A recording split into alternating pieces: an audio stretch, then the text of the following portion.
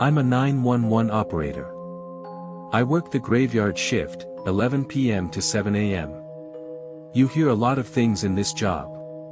A lot of pain, a lot of fear, a lot of just weirdness. But usually, there's an explanation. Usually, it fits into a box, however grim that box might be. This one doesn't fit in any box I know. And it's been eating at me for weeks. I need to get it out. I've changed some minor details to protect privacy, but the core of it, the part that keeps me up when I finally get home, that's all here. It was a Tuesday, or technically Wednesday morning, around 2:30 a.m. The witching hour, some call it. For us, it's usually just the quiet before the post-bar closing storm, or the time when the truly desperate calls come in. The air in the dispatch center was stale, smelling faintly of lukewarm coffee and the ozone hum of too many electronics. My screen glowed with the CAD, computer-aided dispatch, system, mostly green, all quiet. I was idly tracing the condensation ring my water bottle left on the desk, trying to stay alert. Then a call dropped into my queue. Standard ring. I clicked to answer. 911, what is the address of your emergency? Standard opening. My voice was calm, practiced. The other end was quiet for a beat, just a ragged, shallow breath. Then, a woman's voice, tight and trembling. I don't know if this is an emergency. I think I'm going crazy. Not an uncommon start, especially at this hour. Loneliness, paranoia, sometimes undiagnosed mental health issues. Okay, ma'am, can you tell me what's happening? And I still need your address so I know where you are. Yes, of course.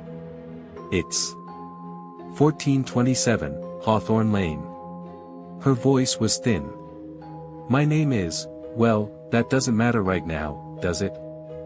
I typed the address into the system. Popped up clean.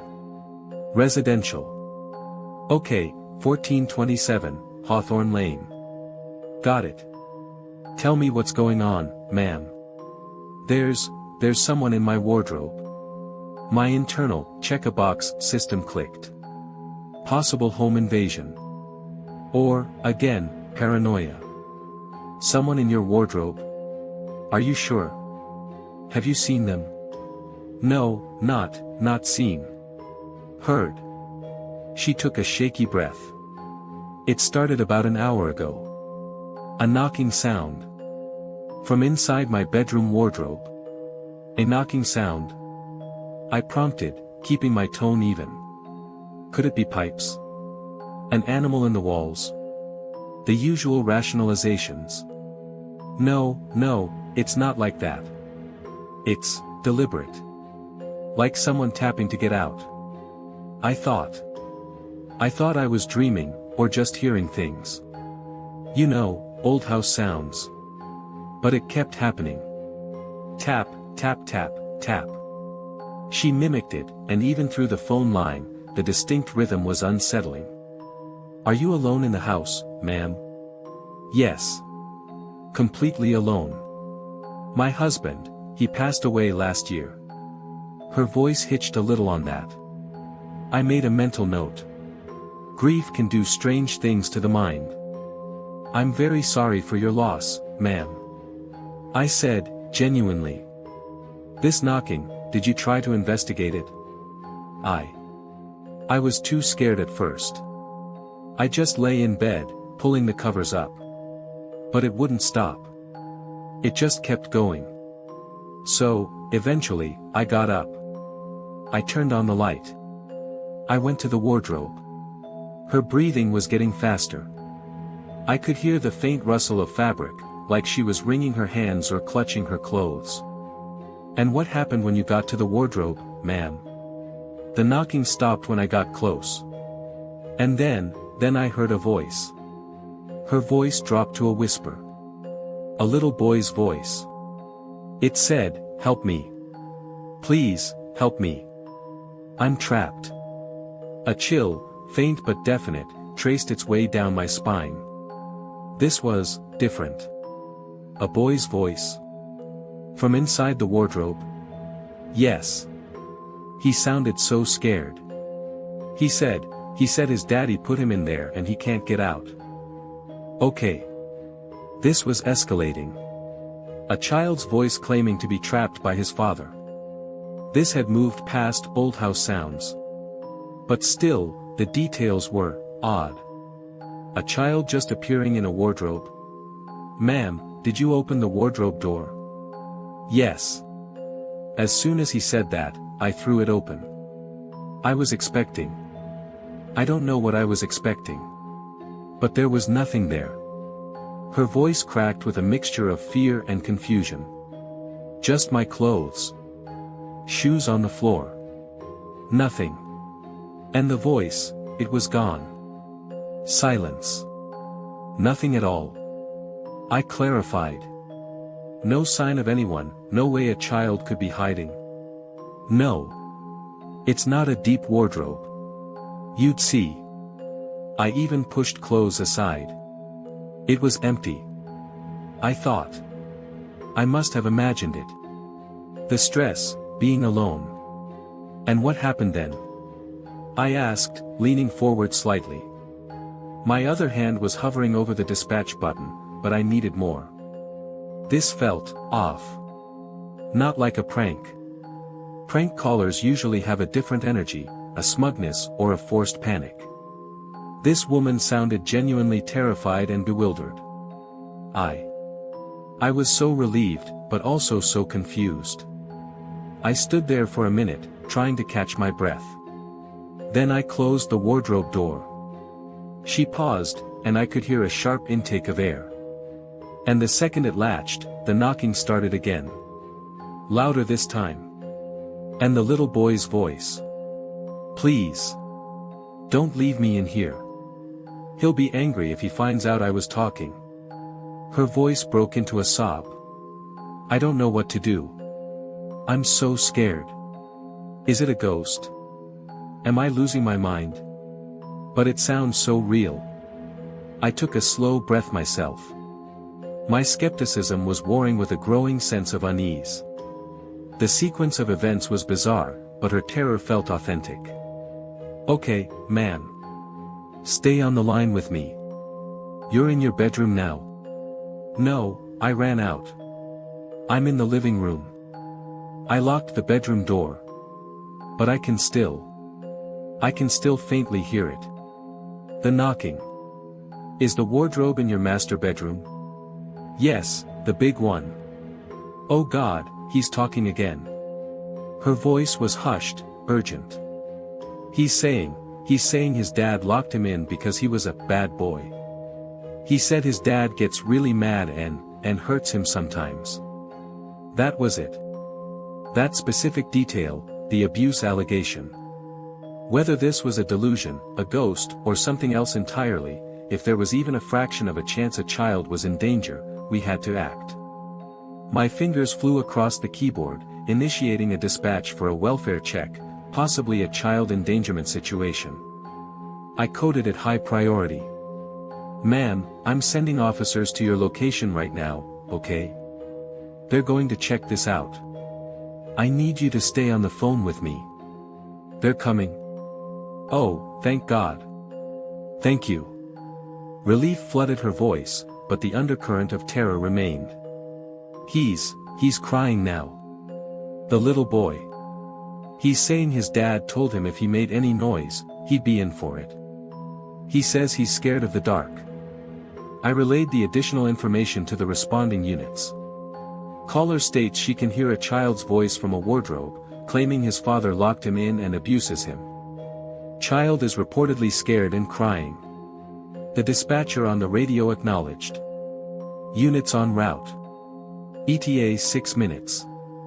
6 minutes can feel like an eternity on a call like this. I tried to keep her talking, to keep her grounded. Ma'am, what's your name? It's Eleanor. Eleanor Vance. Okay, Eleanor.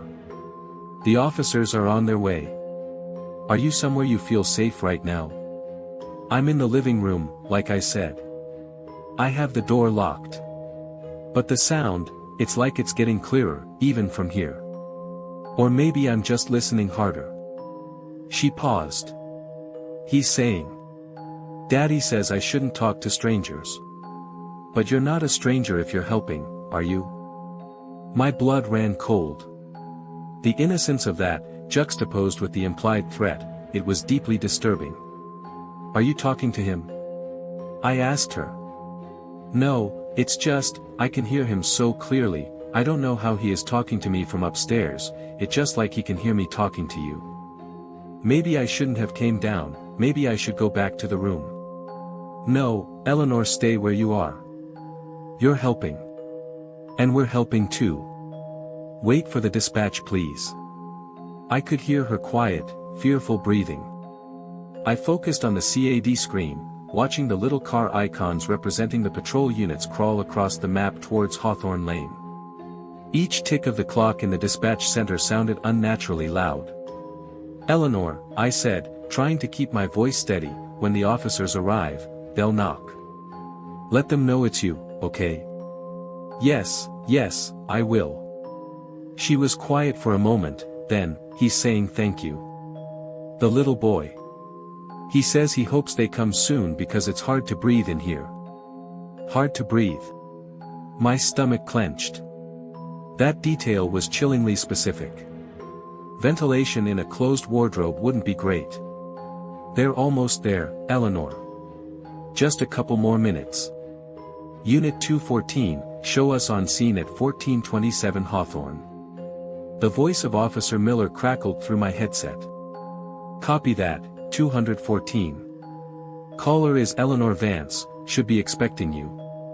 She's in the living room, reports hearing a child in a wardrobe in the master bedroom. 10 to 4, Central. I relayed this to Eleanor. They're there, Eleanor. They're at your door. Oh, thank heavens. I heard a faint shuffling sound, as if she was getting up. Then, nothing for a few seconds. I expected to hear her talking to the officers, the sound of a door opening. Instead, Officer Miller's voice came back on the radio, sounding puzzled. Central, we have a male subject at the door. Advises he's the homeowner. My brow furrowed. A male subject? Ask him if Eleanor Vance is present. Or if there's any female resident. A brief pause. Central, negative. Male states he lives here alone with his son. Says there's no Eleanor Vance here, no female resident at all. A cold dread, far deeper than before, began to spread through me. I looked at the address on my screen. 1427, Hawthorne Lane. Confirmed. Eleanor. I said into the phone. Eleanor, are you there? The officers are saying a man answered the door. They say there's no woman there. Her voice came back, faint and laced with utter confusion. What? No, that's impossible. I'm here. This is my house. I'm looking out the living room window. I can see the patrol car. Unit 214, I said, my voice tight. Caller on the line insists she is inside the residence, states she can see your vehicle. This was getting stranger by the second. Central, the male subject is adamant. He's looking pretty confused himself, says no one else should be here. Miller sounded wary. Says his name is Arthur Collins. He's got ID. Eleanor, I pressed, what does this man look like? The one at the door. I can't see him clearly from here. Just his shape. Her voice was trembling violently now. But this is my house. I've lived here for 20 years. My husband, Robert, we bought it together. 214, the caller's name is Eleanor Vance. She says her late husband was Robert. Does the name Vance mean anything to Mr. Collins? I waited, listening to the silence on Eleanor's end, then Miller's response. Central, Mr. Collins says he bought this house 3 years ago. From an estate sale. Previous owner was deceased. A Robert Vance. My heart hammered against my ribs. Estate sale.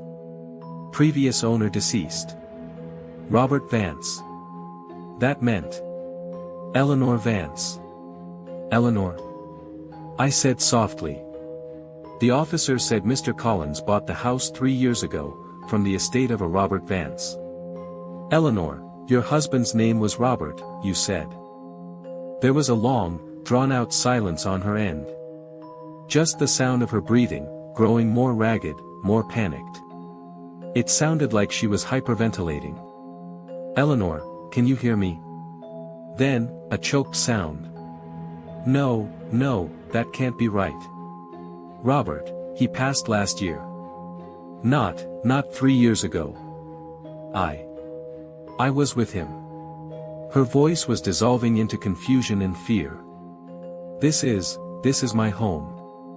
This was spiraling out of my control, out of any recognizable scenario.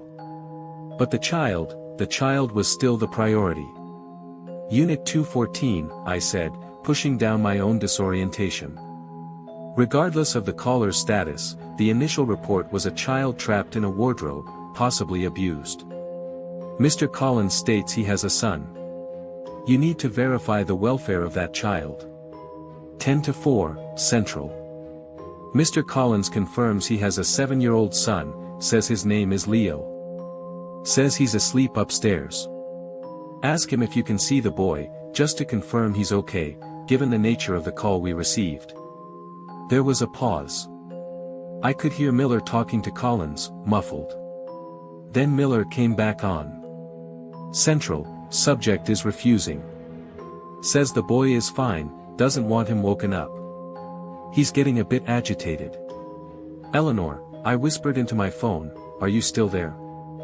A faint, broken sound, like a gasp. I don't understand what's happening. 214, reiterate that due to the specifics of the call, we need to see the child. It's a welfare check. My training kicked in. We had cause. More muffled conversation, then Miller's voice, sharper now. Central, subject is becoming uncooperative. Denying access. He's raising his voice. Then, a sudden change in his tone. Hold on. Central, did you hear that? Hear what? 214. A sound. From upstairs. Faint, like a cry. Or a thump. My gut twisted. Eleanor, I said quickly, the wardrobe you heard the knocking from, which room is it in? The master bedroom, she whispered. Upstairs. At the end of the hall. 214, the original report specified the master bedroom wardrobe, upstairs. Did you hear the sound from that direction? Affirmative, Central. Definitely from upstairs. Subject is now trying to block the doorway. Partner is moving to restrain. The line with Eleanor was still open. I could hear her ragged, panicked gasps. It was like listening to someone drowning. Then, chaos erupted on the radio. Shouting. Sir, step aside. Police. Don't resist. Sounds of a struggle. My own pulse was roaring in my ears. I gripped the phone tighter. Central, we're making entry to check on the child. Officer Miller's voice, strained. Subject is non-compliant. I heard footsteps pounding on the radio feed, officers moving quickly. Upstairs. Check the bedrooms. Eleanor was making soft, whimpering sounds now. They're in my house, but they can't see me. Robert, what's happening to me, Robert? 214, status. I demanded. Checking rooms. Master bedroom at the end of the hall. Doors closed, a pause, then, it's locked. Eleanor, was your bedroom door locked when you left it? Yes, I locked it, she stammered. 214, caller states she locked that door. Okay, Central. We're announcing, then forcing if no response. I heard them call out, police. Occupant, open the door. Silence. Then a thud, another. The sound of a door splintering. We're in. Miller shouted. Wardrobe, it's closed. Oh God. Central, we found him. Child in the wardrobe. He's alive. Conscious, but terrified. Small boy, matches the description. A wave of dizzying relief washed over me, so strong it almost buckled me. He was real. The boy was real. They got to him. Arthur Collins was now in deep, deep trouble. But then the other part of it crashed back in. Eleanor. Eleanor. I said, my voice hoarse. They found him. The little boy, Leo. He's safe. They have him. Her response was a broken whisper, almost inaudible. Leo, his name is Leo. He was real. Yes, Eleanor, he was real. But, the officers, they still don't see you. Mr. Collins says you're not there. Eleanor, where are you in the house right now? A long, shaky sigh. I was in the living room. By the window. But, when they came in, they walked right past me. Right through where I was standing. Her voice was filled with a dawning, unutterable horror. They didn't see me. He didn't see me.